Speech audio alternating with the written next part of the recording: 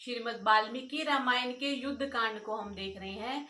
कल वाले सर्ग में हमने 60 वाले सर्ग में देखा कि श्री राम जी ने रावण का वध कर दिया और वध करने के पश्चात विभीषण जब विलाप कर रहे होते हैं तो श्री राम जी उनको सांत्वना देते हैं कि जिसने जन्म लिया है वो तो जाएगा ही।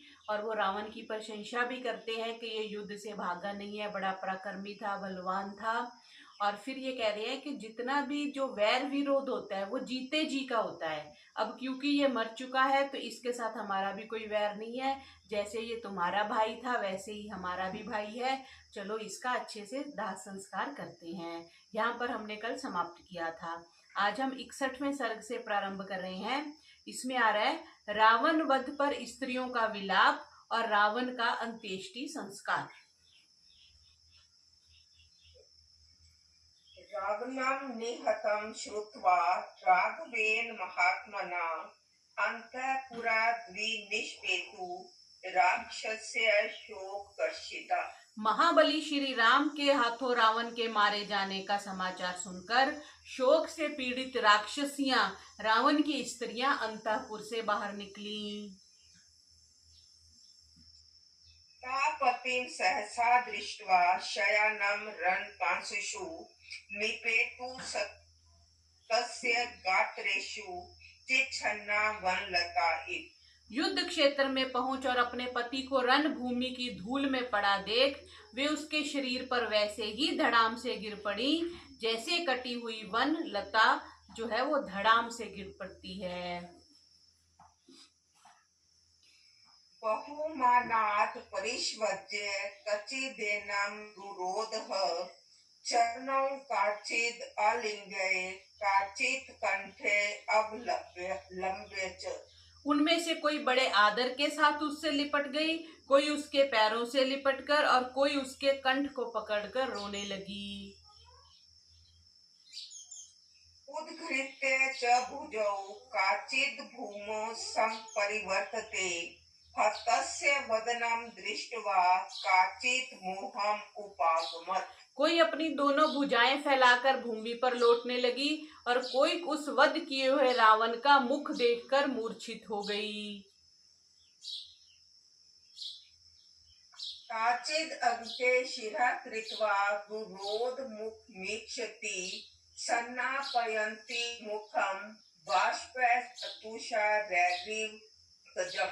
कोई उसके सिर को अपनी गोद में रख और उसके मुख को देख देख कर रोने लगी और आंसुओं से उसका मुख ऐसे भिगोने लगी जैसे ओस की बूंदें कमल को भिगोती हैं। तो सारी जो उसकी रानियां थी, जो राक्षसियां थी, तो अलग अलग ढंग से वो जैसे किसी का स्नेह होता है और किसी की मृत्यु पर हर एक को दुख भी तो अलग अलग होता है ना। जैसे अगर रावण मरा है तो उसकी पत्नियों को दुख होगा, लेकिन पत्नियों को भी भिन्न भिन्न प्रकार से दुख होगा। जैसे किसी को कष्ट होने पे दुख की जो सामर्थ्य है, दुख की जो कैपेसिटी है वो सबकी अलग अलग होती है। कोई तो छोटे से दुख को भी बड़ा दुख समझ लेता है, कोई बड़े दुख को भी छोटा समझता है। तो इस प्रकार जिस जिस प्रकार किसी की सामर्थ्य होती है, सोच होती है, समझ होती है, उसी प्रकार वो विलाप करता है, वो दुखी होता है। तो जो रानियां हैं वो भिन्न भिन्न प्रकार से रावण के लिए विलाप करने लगी। एवं मार्ता पतिं दृष्ट्वा रावणं निहतं भुवि चुक्रुषुर् बहुधा शोक अद्भुयस्ता परे देव्याम्। इस प्रकार शोक से पीड़ित वे सब रावण को भूमि पर पड़ा हुआ देख बड़े जोर से चिल्लाकर रोने और विलाप करने लगी। येन वित्रासिता शक्रो येन वित्रासितो यमः गंधर्वनाम ऋषीनाम च सुरानाम च महात्मनाम भयं येन महद्धतं सोऽयं शेते रणे हतः एवं वदन्तयो बहुधा रुरुदुस्तस्य ता स्त्रियः। जिसने इंद्र और यम को भी युद्ध में संत्रस्त कर दिया था, जिसने गंधर्वों, ऋषियों और बड़े बड़े देवताओं को भी भयभीत कर दिया था, वही आज युद्ध में मारा जाकर रणभूमि में पड़ा सो रहा है। इस प्रकार विविध प्रकार से विलाप करती हुई वे स्त्रियां रो रही थी। दशग्रीवं हतं दृष्ट्वा रामेण अचिन्त्य कर्मणा पतिम मंदोदरी तत्र कृपना पर्य देव्यत। कल्पना अतीत काम करने वाले श्री राम के हाथों अपने पति रावण को मरा हुआ देख पटरानी मंदोदरी दुखी हो विलाप करने लगी। ननु राम महाभाग तब वैश्य श्रवण अनुज क्रुद्धस्य परमुखे स्थातुम तर्सय कयपि पुरंदरा। हे महाभाग, हे कुबेर के छोटे भाई, हे जगत जगत विख्यात, जब तुम क्रोध करते थे तब इंद्र भी तुम्हारे सम्मुख खड़े होने से भयभीत होता था। रावण की इतनी सामर्थ्य थी और अब वो युद्ध भूमि में मरा पड़ा है तो मंदोदरी उस पर विलाप कर रही है। ऋष्यश्च महोदेवा गंधर्वाश्च यशस्विना ननु नाम तवोद्वेग उच्चारणश्च दिशो गता। हे जगत विख्यात ऋषि, ब्राह्मण, प्रसिद्ध गंधर्व और बड़े बड़े चारण तुम्हारे क्रुद्ध होने पर दसों दिशाओं में भाग जाते थे। इतना जो रावण है उसका क्रोध कह लो, उसका भय इतना था कि बड़े बड़े लोग भाग जाते थे और आज वो निस्तेज निष्प्राण हुआ युद्ध भूमि में पड़ा हुआ है। सत्वं मानुष मात्रेन रामेन युद्ध निर्जिता न व्यपत्र वसे राजन किम इदम राक्षस शर। ऐसे पराक्रमी आप आज राम नामक साधारण, मंदोदरी के लिए तो राम साधारण ही थे ना, तो कह रही है कि मनुष्य मात्र ने कह दी ना, सत्वम मनुष्य मात्रेन रामेन युद्धि निर्जिता। ऐसे अपराक्रमी आप आज राम नामक साधारण मनुष्य के द्वारा संग्राम में पराजित होकर क्यों नहीं लजाते। हे राजन, हे राक्षस श्रेष्ठ, इसका क्या कारण है। तो यहाँ पे ये भी देखना है, जैसे कल राम जी ने कहा था कि श्री राम कहते हैं ना कि जिसकी जब मृत्यु आई होती है, वैसे तो उन्होंने बोला ना कि हे विभीषण, जो जन्मा है वह एक दिन अवश्य मरेगा, और जो बड़ा पराक्रमी था और उसे मृत्यु का भय नहीं था, यह देववश ही मारा गया है क्योंकि इसकी मृत्यु आई हुई थी। तो ऐसे कई बार छोटा सा कांटा लगने से, छोटा सा चींटी तो नहीं, कोई छोटा सा जानवर काटने से भी कोई व्यक्ति मर जाता है। क्यों?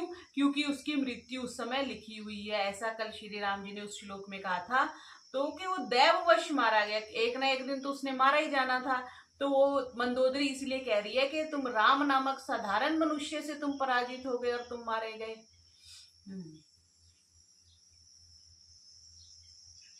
इंद्रियाणि पुरा जित्वा चितं त्रिभुवनं त्वया समृद्धि भरिव तद्वैरम इंद्रिय यदेव निर्जिता।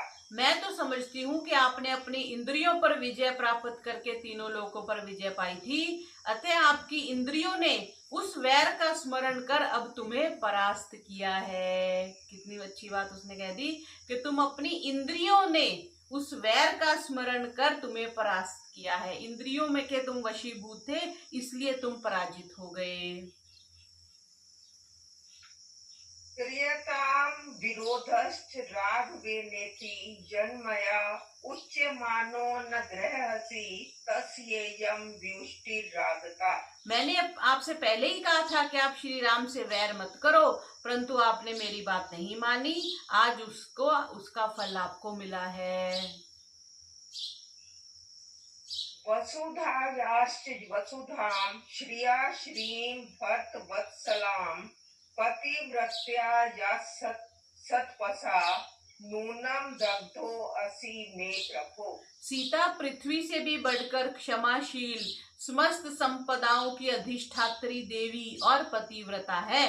हे स्वामी, निश्चय ही आप उस पतिव्रता की तप रूप अग्नि से भस्म हो गए हैं। सर्वथा सर्वभूतानां नास्ति मृत्युर्लक्षणा तब तावद्यं मृत्युर्मैथिली कृत लक्षणा। मैथिली सीता जी का नाम था। तो कह रही है कि संसार में बिना कारण के कोई नहीं मरता। सर्वथा सर्वभूता नाम न अस्ति मृत्यु लक्षणा, मृत्यु का कोई ना कोई तो कारण बनता ही है। सो यह सीता ही आपके मृत्यु का कारण बनी है। मैथिली सह रामेन विशोका विहृष्यति फलक पुण्या तव हम घोरे पतिता शोक सागरे। क्या कहा कि सीता तो अब आनंद पूर्वक श्री राम के साथ विहार करेगी और हत भाग्य मैं अब घोर शोक सागर में गिर गई। मंदोदरी बोलती है, दिग्गस्तु हृदयं यस्या ममेदं न सहस्रधा त्वयि पंचतत्वमापन्ने फलते शोक पीड़ितम्। हाँ, मेरे हृदय को धिक्कार है जो आपके मरने पर भी शोक से पीड़ित हो, यह फटकर सहस्रों टुकड़ों का नहीं हो जाता। कह रही है कि मुझे इतना शोक है पर मेरा हृदय फट नहीं रहा, ऐसा बोलती है। इत्येवं विलम्पत्येव बाशत व्याकुल लोचना स्नेह अवस्कन हृदया देवी मोहम उपागमत। इस प्रकार विलाप करती हुई, आंखों से आंसू बहाती हुई मंदोदरी स्नेह के कारण घबराकर मूर्छित हो गई। एकस्मिन्नन्तरे रामो विभीषणम् उवाचः संस्कारा क्रियतां भ्रातुः स्त्रियक्षतः निवर्तये। उधर मंदोदरी आदि विलाप कर रही थी और इधर इसी बीच श्री राम ने विभीषण से कहा, अब तुम स्त्रियों को समझा बुझा कर लंका में भेज दो और अपने भाई की अंत्येष्टि संस्कार करो। तम पश्चित सत्तो रामं श्रुतवाक्यो विभीषणा विमृश्य बुद्ध्या धर्मज्ञो धर्मार्थ सहितं वचा राम से वानुवत्यर्थमुत्तरं प्रत्यभाषत।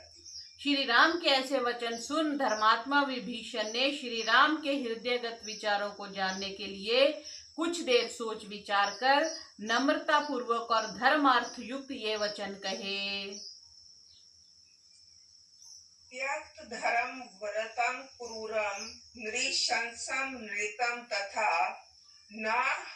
नाहम हरो अस्मि संस्कृतम परदार अभीष्टनम। महाराज, अपने धर्म व्रत का परित्याग करने वाले क्रूर, अत्याचारी, मिथ्यावादी, परस्त्रीगामी इस रावण का अंत्येष्टि संस्कार करना मुझे उचित नहीं लगता। ऐसा विभीषण बोल रहे हैं कि रावण तो इतना बुरा था, इतने गलत काम किए, इसलिए इसका अंत्येष्टि करने का मेरा मन नहीं है। भ्रातृ रूपो हि मे शत्रुरेश सर्वाहिते रता रावणो नार्हते पूजाम पूज्यो अपि गुरु गौरवात्। रावण यद्यपि बड़ा होने के कारण मेरा पूज्य है, परंतु वह इस योग्य नहीं कि मैं उसकी अंत्येष्टि संस्कार करूं, क्योंकि यह भाई रूप में मेरा शत्रु था और सदैव सबकी बुराई करने में लगा रहता था। नृशंस इति मां कामं वक्ष्यन्ति मनुजा भुवि श्रुत्वा तस्य गुणान् सर्वे वक्ष्यन्ति सुकृतं पुनः। हे राम, इसका अंतिम संस्कार ना करने पर संसार के लोग पहले मुझे निष्ठुर और हृदयहीन कहेंगे, परंतु इस रावण के बड़े बड़े दुर्गुणों को सुन वे ही लोग मेरे इस कार्य की प्रशंसा करेंगे। यह सब यही कहेंगे कि ऐसे दुष्ट का अंत्येष्टि संस्कार न करना ही अच्छा था। तच्छ्रुत्वा परम प्रीतो रामो धर्म भृतां वरहा विभीषणम् उवाचेदं वाक्यजो वाक्यकोविदम्।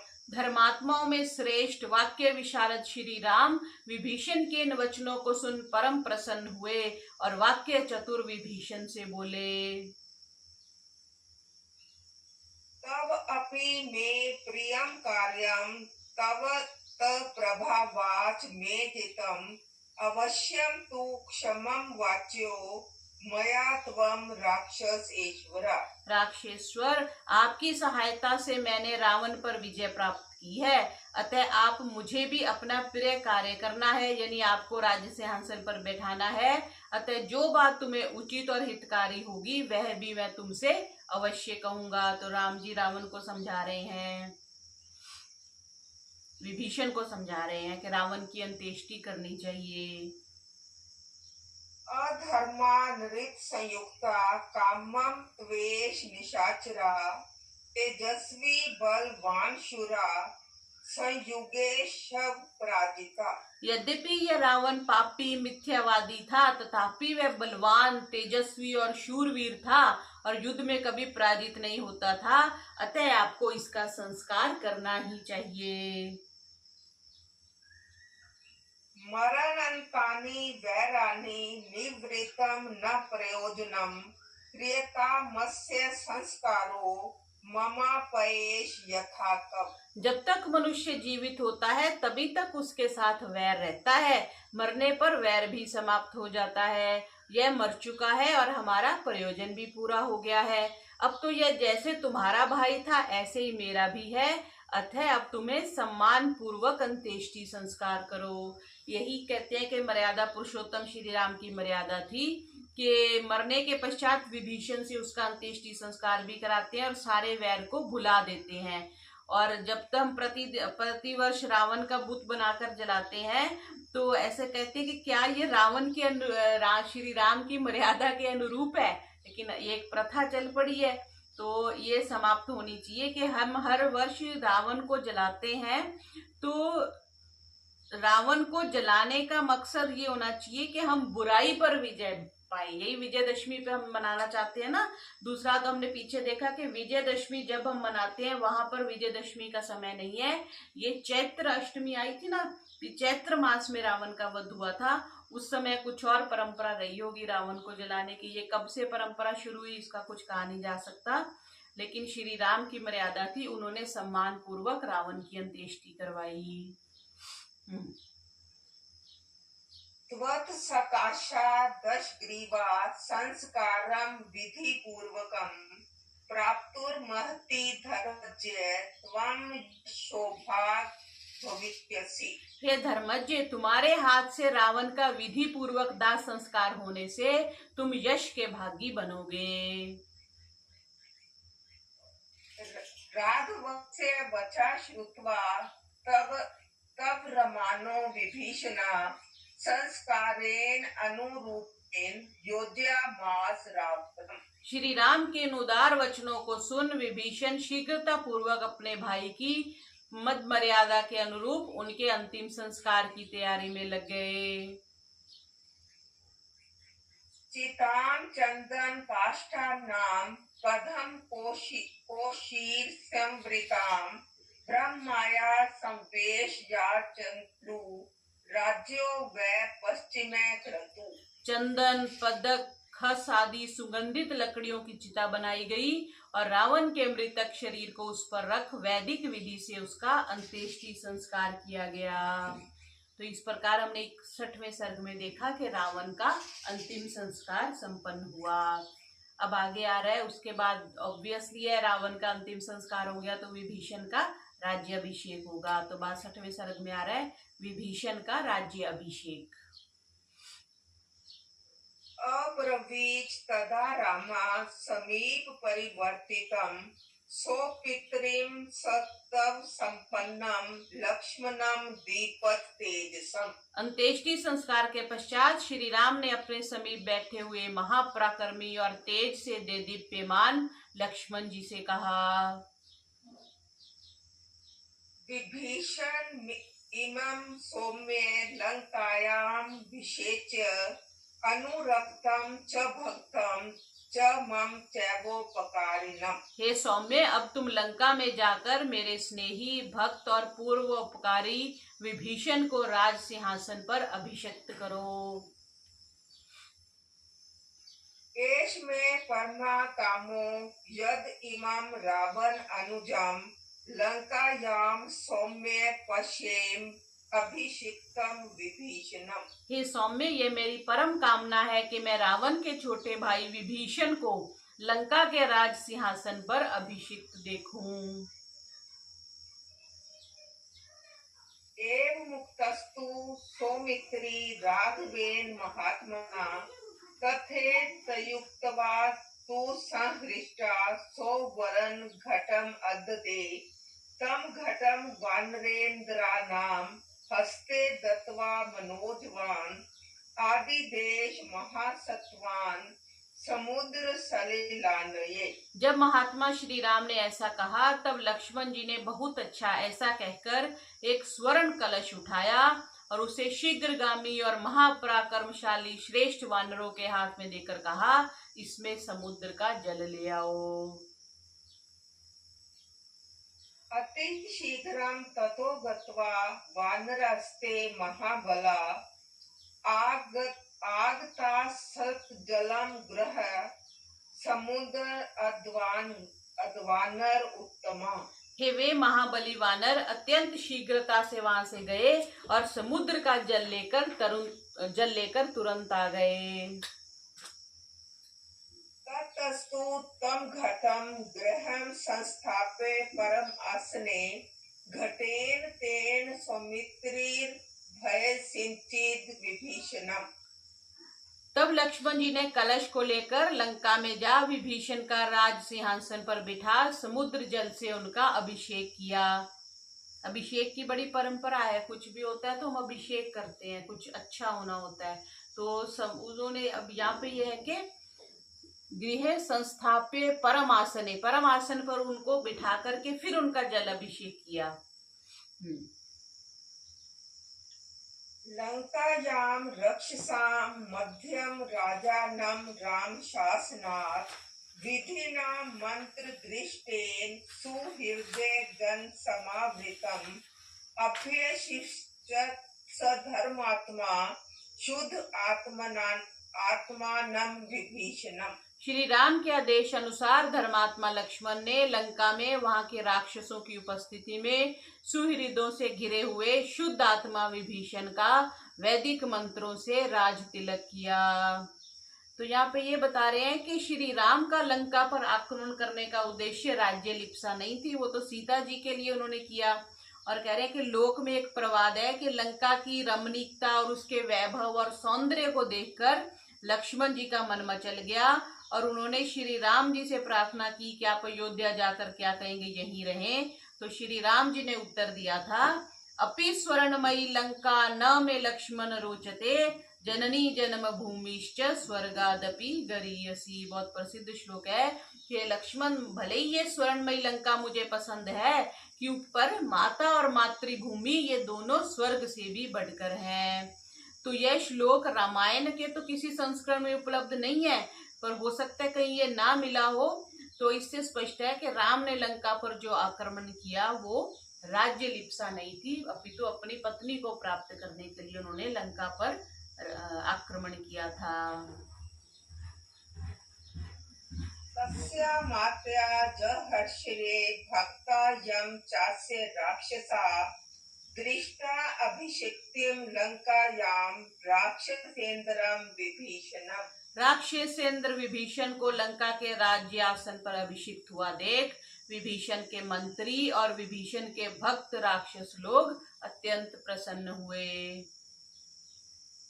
स तद राज्यं महत्पय राम दत्तम विभीषणा परकृति शांतवयित्वा च ततो रामम उपागमत्। उधर विभीषण श्री राम द्वारा प्रदत्त इस महान राज्य को प्राप्त कर प्रजा को धैर्य एवं सांत्वना प्रदान कर लक्ष्मण जी को साथ लिए हुए श्री राम के पास पहुंचे।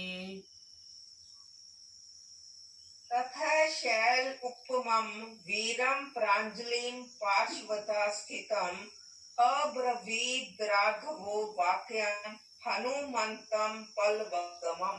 विभीषण के वहां पहुंचने पर श्री राम ने अपने बगल में खड़े पर्वत के समान डील डौल वाले वीर हनुमान से कहा, अनुमान्य महाराज राज इमं सौम्य विभीषणं परविश्य नगरीं लंकां विजयेन अभिनद्य च वैदेहो मां कुशलिनं स सुग्रीवं स लक्ष्मणं आचक्षव वदतां श्रेष्ठ रावणं च मया हतम्। हे सौम्य, तुम महाराज विभीषण से आज्ञा मांगकर लंकापुरी में जाओ और मेरी विजय का संवाद सुनाकर सीता को आनंदित करो। हे बोलने वालों में श्रेष्ठ, मेरा लक्ष्मण का और सुग्रीव का कुशल समाचार सुनाकर सीता जी से यह भी कह देना कि मैंने रावण को मार डाला है। प्रिय में दुदाहृते मैथिलेयास्त्वं हरिश्चर प्रतिग्रहं च संदेशं उपार्वती तुर्महसि। हे हरीश्वर, तुम सीता जी को यह प्रिय समाचार सुना और उनका संदेशा लेकर यहाँ लौट आओ। अब यहाँ पर भी श्री राम जी का जो आदर्श है वो दर्शनीय है। वे हनुमान जी को स्वयं जाने की आज्ञा नहीं देते। अब क्योंकि विभीषण राजा है तो उन्होंने बोला विभीषण की आज्ञा लेकर के लंका में जाना, जबकि क्योंकि अब उसके अधिकारी तो विभीषण है ना, पहले आए थे तो वो दूत बन के आए थे। तो श्री राम हर स्टेप पर अपनी मर्यादा का पालन करते हैं, इसलिए हम उनको मर्यादा पुरुषोत्तम श्री रामचंद्र कहते हैं। तो इस प्रकार हमने देखा कि रावण का अंत्येष्टि करी और विभीषण ने राज्य सिंहासन संभाला, लंका को संभाला। और कल हम आगे देखेंगे हनुमान जी का सीता जी के साथ क्या संवाद होता है। तो आज का पाठ इतना ही करते हैं। आज हमने 61वें और 62वें सर्ग को देखा। बोलिए मर्यादा पुरुषोत्तम श्री रामचंद्र की जय।